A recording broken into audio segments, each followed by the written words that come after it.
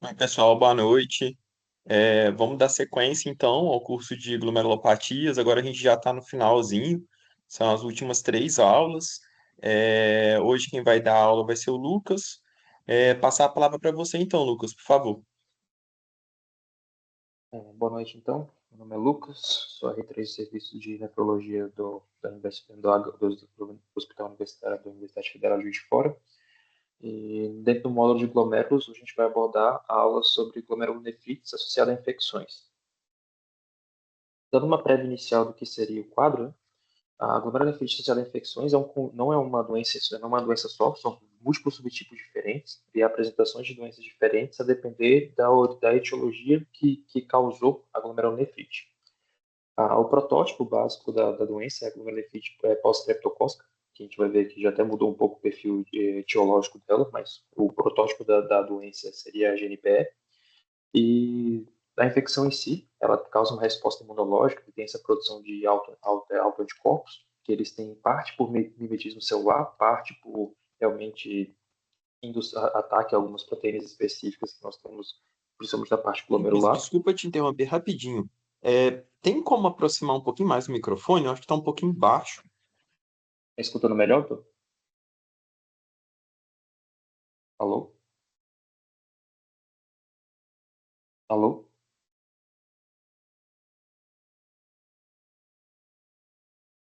Alô? Tô escutando aí, Lucas. Tá melhor o volume? Pode falar? Parece que Ah, tá tá. melhor. Aham. Só recapitulando então, o protótipo da doença que a gente tem nas glomerulonefrites, da glomerulonefrite associada à infecção é a glomerulonefrite pós-streptocócica, mas tem múltiplas outras etiologias, como infecções virais, e dentre todas elas a gente vai ter o mesmo segmento, que vai ser uma resposta imunológica, que a gente tem a produção de anticorpos que tem como uma resposta, seja por mimetismo, seja por ataque direto, a algum antígeno do nosso próprio sistema, do nosso próprio sistema. Algumas são células, algumas células ou algumas proteínas em específico. E quando você tem essa ligação desse anticorpo com o antígeno, formação do imunocomplexo, e o imunocomplexo vai acabar se depositando em estruturas diferentes e vai causando a inflamação e a lesão glomerular específica. Os agentes mais comuns que nós temos são bacterianos, mas não de longe nós temos agentes virais e até outros agentes de outras classes diferentes também. Quando nós falamos de subtipos, né, para dividir na glomerulonefrite associada à infecção, em vez de diferenciar por tipo histológico, é mais fácil diferenciar por etiologia específica. De tipo etiológico da biópsia, é mais fácil falar de etiologia infecciosa. Aqui a gente vai acabar diferenciando em três grupos diferentes, que seriam bactérias, vírus e fungos. A gente vai começar primeiro com as bactérias, que são o protótipo da doença, sendo o mais comum e o mais famoso deles a glomerulonefrite pós-streptocócica. Quando nós falamos dela, a pós-streptocócica já foi, o streptococo já foi o agente mais comum, e ele continua ainda sendo, embora nós tivemos um aumento tão importante dos estafilocóccos também, que já chegou até 24% nos últimos estudos, e até mesmo grandes negativos podem dar esse mesmo padrão etiológico pós-infeccioso. A faixa etária mais comum de longe é a faixa etária dos 2 aos 10 anos, mas essa doença pode acometer menos de 2 anos e pode também acometer adultos mais de 40 anos. E a incidência, ela tem uma diferenciação bem importante quando nós falamos de incidência, principalmente porque a incidência depende muito do principal fator de risco, que é o país estar em desenvolvimento ou não. Muito relacionado a fatores de saúde, fatores ambientais ou fatores sanitários. Em países em desenvolvimento, a incidência ela é quase 4 vezes maior do que países já desenvolvidos. Então, é um fator de risco, é um fator de risco inerente. Só a parte social, a parte ambiental e a parte sanitária.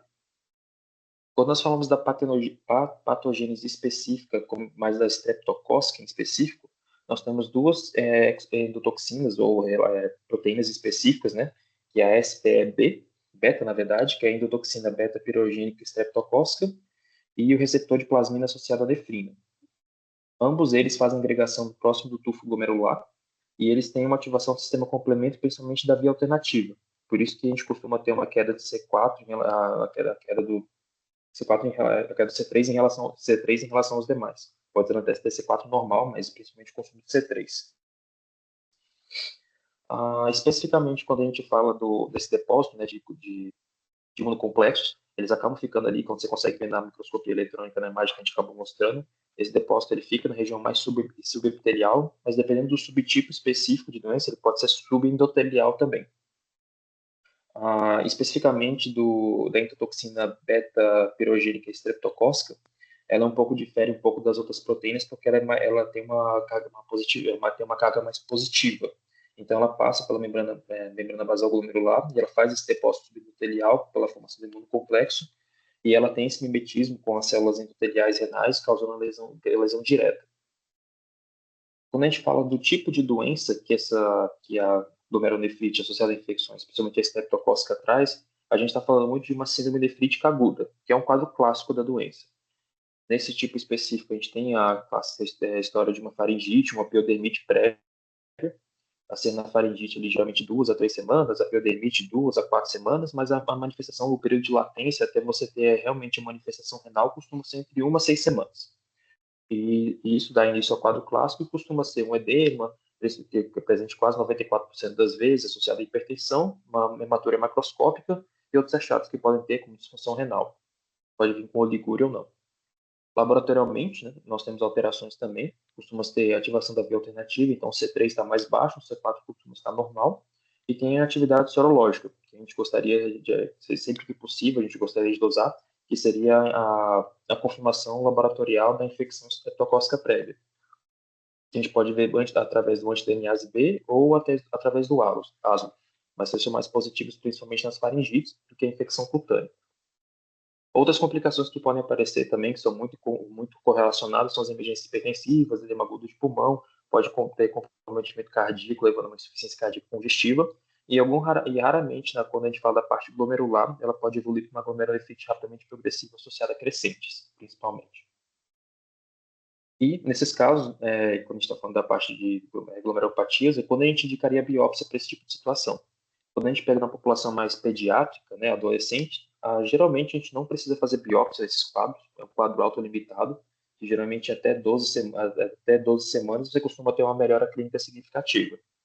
Então a biópsia está muito bem indicada quando crianças com quadro atípico, como por exemplo, o complemento ele continua persistentemente baixo após 12 semanas, ou adultos.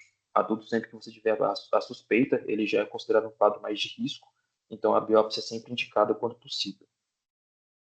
E quando a gente fala em biópsia especificamente, né, os achados mais específicos que nós temos ali na figura A gente vai ver uma proliferação mais endocapilar difusa, que pode estar associada ou não a crescentes, e com esse padrão exudativo, né, como se fosse uma infiltrada por neutrófilos e eosinófilos. Esse é o achado mais comum na microscopia óptica.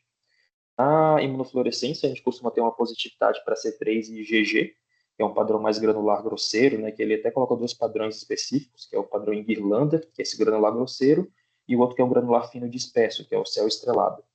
O em guirlanda a gente pode ver melhor no IgG e o céu estrelado um pouquinho melhor no C3, mas não tem especificidade para nenhum dos dois. E na microscopia eletrônica a gente vê esses humps, que são esses depósitos eletrodensos, principalmente nas regiões subepiteliais.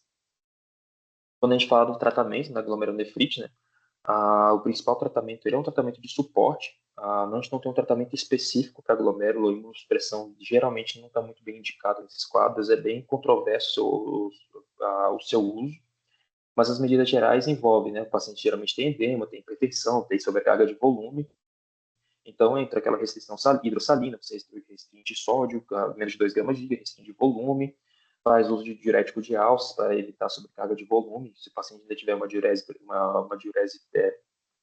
preservada. Os antihipertensivos podem ser utilizados também, e principalmente o paciente que tiver o quadro mais grave, ele precisa de monitorização hospitalar. Antibiótico terapia sempre é indicada, tratamento padrão é com penicilina, mas pode ser usado outro tipo de tratamento em pacientes alérgicos, que a ideia é você reduzir tanta carga antigênica, que você reduz os antígenos específicos e tem a menor formação de imunocomplexos, bem como a limitação da transmissão, que é das cepas nefritogênicas que nós temos principalmente. Quando a nefrite já está em curso, não tem alteração do tratamento de antibiótico-terapia. Ele serve muito bem quando você está naquela semana antes da manifestação da nefrite, principalmente na faringite. Na piodermite, o tratamento ele não tem uma interferência razoável em relação à manifestação glomerular.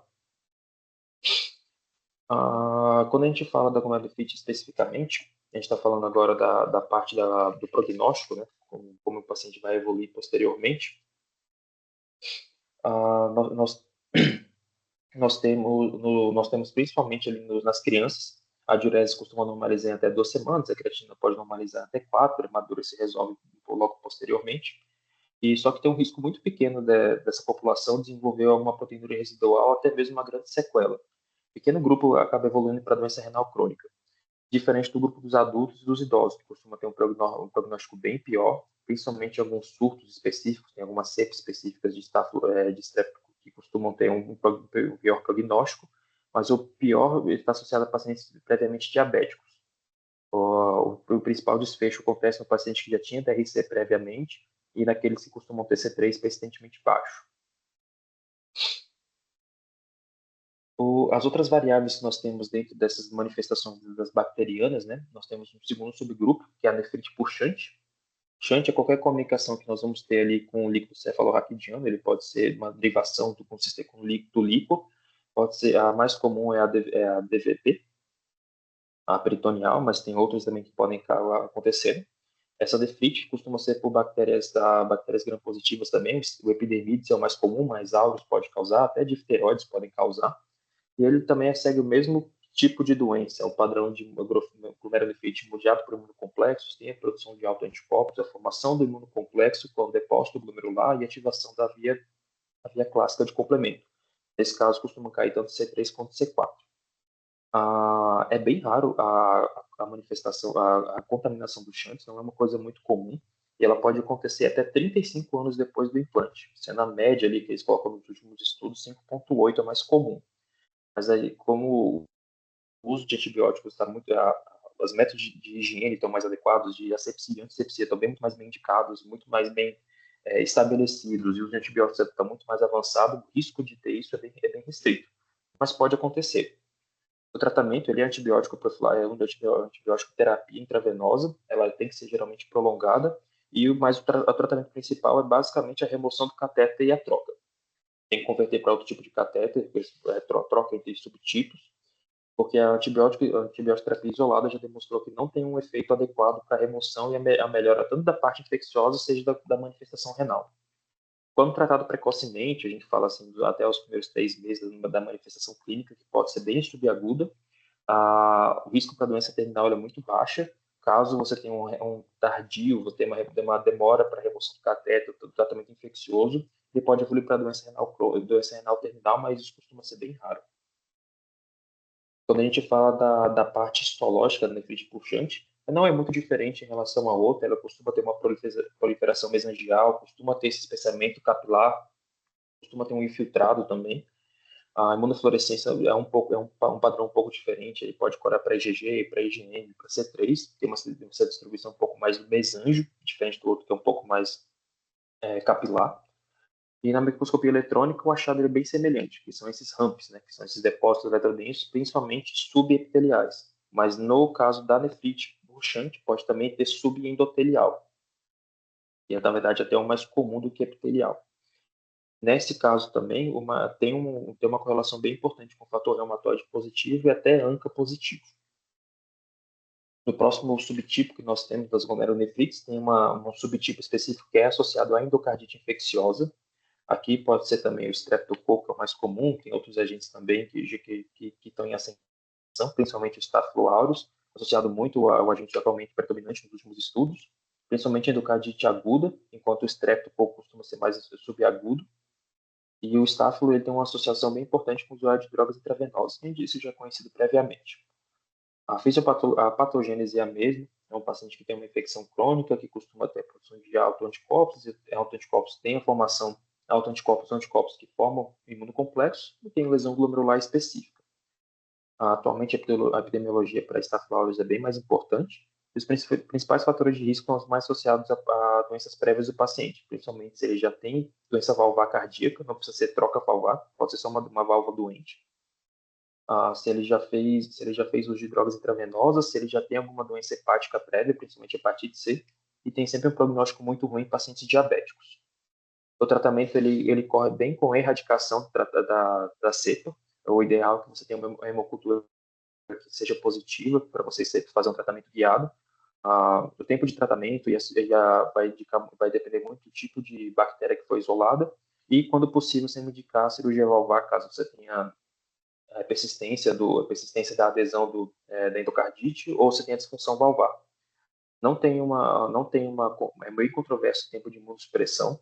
Foram testados em alguns pacientes, principalmente naqueles que mantiveram uma manifestação renal, mas o que se demonstrou ainda, mesmo em poucos estudos, demonstrou realmente efetivo foi a plasmaférese. Pacientes que têm essa formação expressiva de autoanticorpos, né, quando você tira esse autoanticorpo circulante, ele terá uma melhora clínica, principalmente da parte renal, uma melhora significativa da parte renal. O prognóstico costuma ser bom, assim como no nefrite purchante.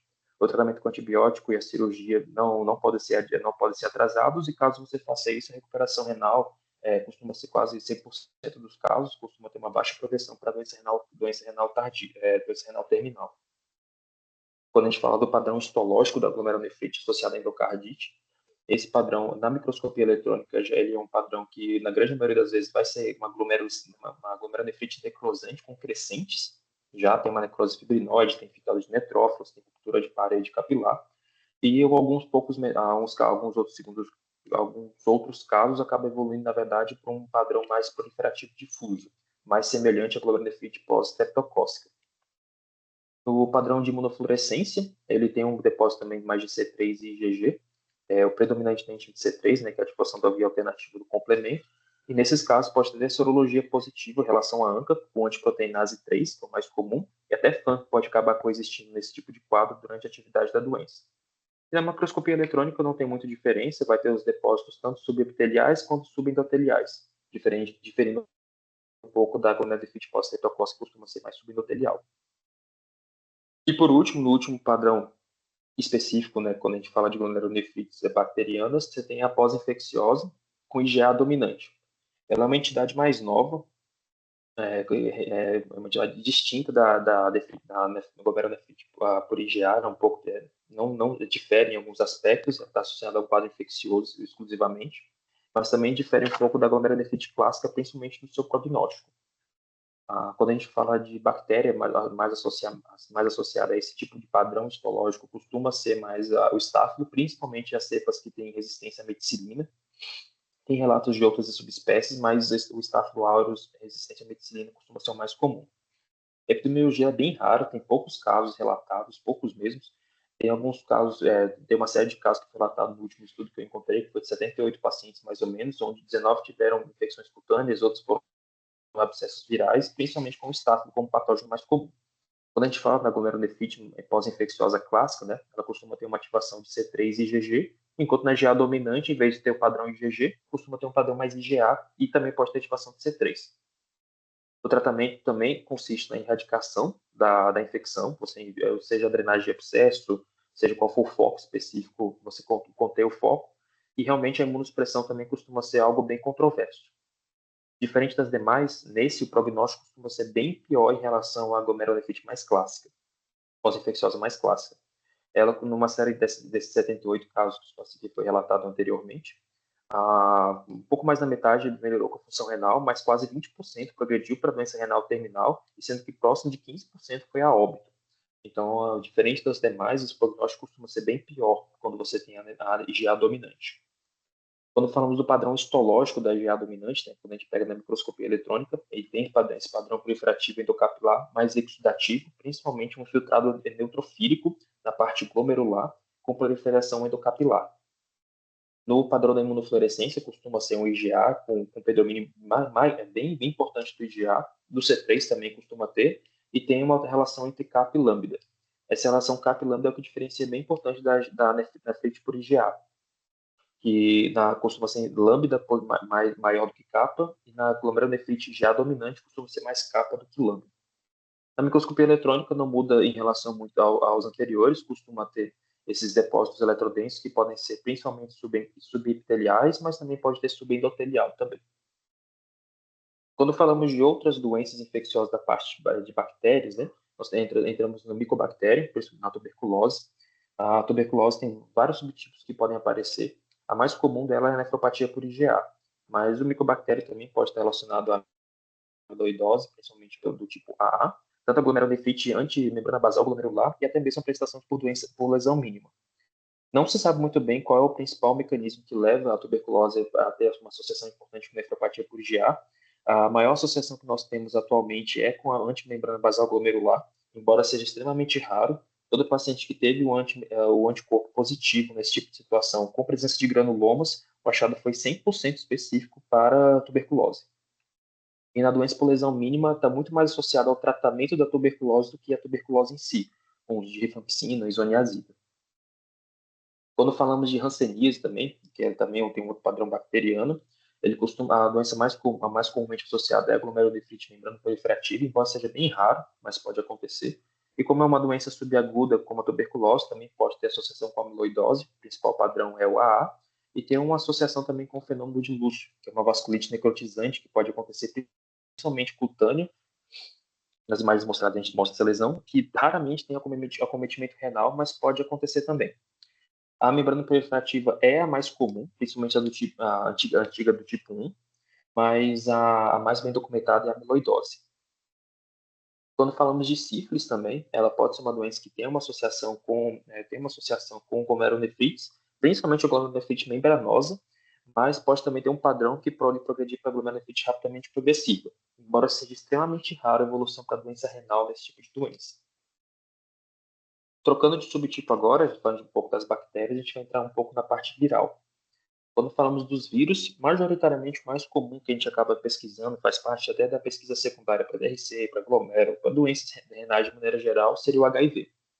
O HIV, de longe, a forma mais comum de cometimento glomerular é a GESF, do padrão mais comum, que é a NOS, que é o nosso, que é o padrão comum, mais comum, é o padrão típico. E ele tem uma associação muito importante com a variante do ApoL1, principalmente as variantes de alto risco, que é a 1 e a 2, que pode ter a variante colapsante.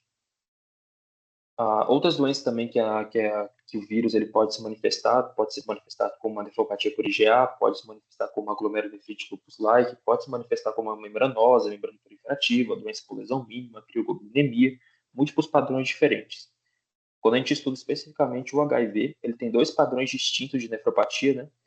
Tem a nefropatia causada pelo HIV e tem a doença por imunocomplexos renal. E cada um tem subtipos diferentes. Associada à nefropatia, basicamente, a gente está falando da variante colapsante, relacionada ao ApoL1, enquanto as demais costumam estar na parte mais de imunocomplexo renal. O tratamento específico não tem o tratamento específico, ele só vai ser feito caso persista da alteração renal, mesmo depois da introdução da TAB e melhora clínica, com um nível de CD4 mais alto. Mas geralmente, quando você consegue resolver o quadro viral, a doença secundária costuma melhorar, que seria a parte glomerular. Quando nós falamos agora da hepatite B, que seria o segundo mais comum, a gente estima no mundo que tem até 350 milhões de pessoas no mundo contaminadas e mais ou menos um quarto desses pacientes pode desenvolver uma doença glomerular específica. A que tem maior associação é a glomerulonefrite membranosa, seguida de IgA, e depois a gente tem a membrana proliferativa. Quando a gente tem o padrão membranosa dela, ela pode até estar associada a um anti-PLA2R positivo, quando você tem principalmente o HBsAg positivo nesses pacientes. Outras que podem aparecer, GES pode ter associação, lesão mínima pode ter associação, até crioglobulinemia pode ter associação. O tratamento padrão costuma ser com tenofovir mais entecavir. Vai depender muito da função renal do paciente, se ele vai ter que usar uma droga menos nefrotóxica ou não. Mas costuma ser tenofovir com entecavir. E o tratamento específico vai depender se o paciente vai ter melhora da parte sorológica ou não do vírus, para fazer tratamentos específicos de imunossupressão. Até porque só pode imunossuprimir esse paciente se tiver com a doença bem controlada. Falando agora sobre o vírus da hepatite C, a manifestação glomerular mais comum dela costuma ser a membrana proliferativa, embora ela possa apresentar na membranosa, pode apresentar na GES, pode apresentar na IgA, até mesmo a crioglobulinemia.